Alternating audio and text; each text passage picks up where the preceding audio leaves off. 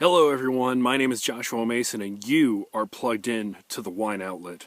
Welcome, I'm out here on Crush, Oregon's Harvest, the 2015 harvest. Here, I'm in the Willamette Valley here in Oregon. Just to give you an idea, let me turn around here and give you a view. This is the area in which I'm in right now. It's just absolutely beautiful. I am near the top of a ridge here in McMinnville, and it is just a beautiful place. I'm in the middle of a vineyard, and you can tell, obviously you can see all the vines here. We're on a 110-acre property that sells to so many winemakers, including winemakers we have at our store, and too many to list right now, but they produce amazing quality.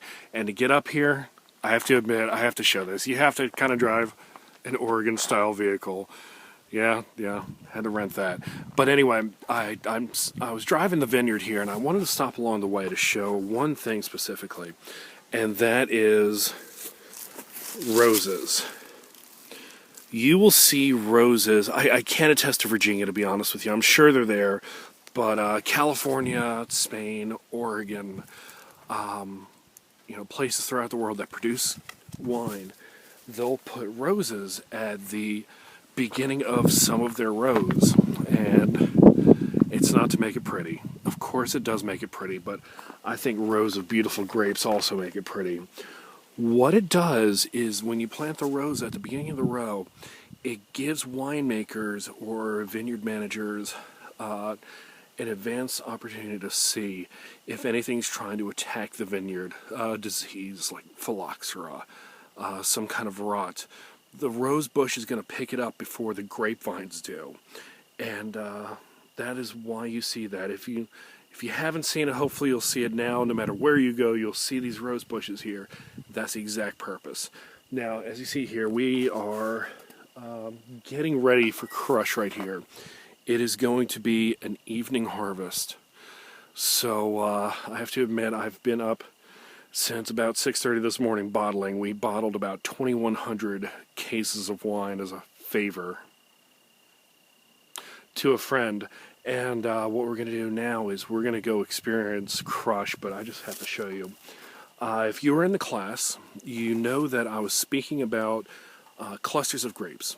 I was comparing Pinot Noir to, say, Concord grapes in New York. Concord grapes have large clusters. They're large, they have gaps in them. They're not nearly as prone to rot as, say, a Pinot Noir grape is. Here's a close look. And to give you a comparison for size, this, I can't even tell if my hand's in the view. This fits into my hand. This cluster of Pinot Noir. And we're going to cheat here. We're going to dust off the yeast and we're going to have a bite here.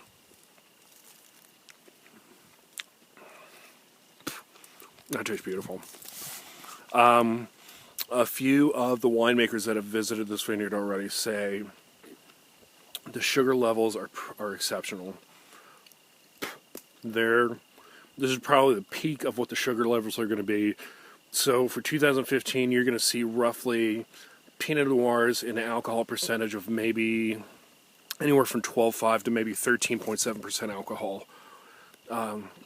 The sugar isn't as prevalent as 2012, but it's a good thing because you won't see these monster 14.5% Pinot Noirs dominating the market. You're going to see a little bit more elegant style. It's been a very dry summer here, and a dry spring for that matter. The El Nino has greatly affected how the grapes have grown. They were going to harvest a little bit earlier, but unfortunately they got a rainstorm real quick. I'm going to try another one of these grapes just to make sure. Maybe 3. But when you get too much water in the grapes, it waters grapes down, for lack of a better term. So they waited it out. This is going to be the last sunny day for at least a week. So that is why they're waiting this long. It is, what's today? Today is, I don't remember what today is. Nonetheless, in about 2 days it's going to start raining. So they're going to start harvesting this vineyard tonight. And they're going to go probably through through the night, well into tomorrow night. I was at Stanglin Vineyards yesterday, and they just have a little 5-acre plot, and they already harvested their 5 acres. They were going to crush. If you saw the pictures on Facebook, they're already crushing their grapes and starting to destem and ferment the wines. But yeah, that's about all I have here. I just have to show you this view again, because this is one of the reasons I love this area.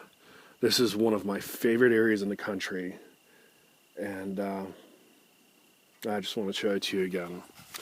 Anyway, that's it. We're getting ready for crush.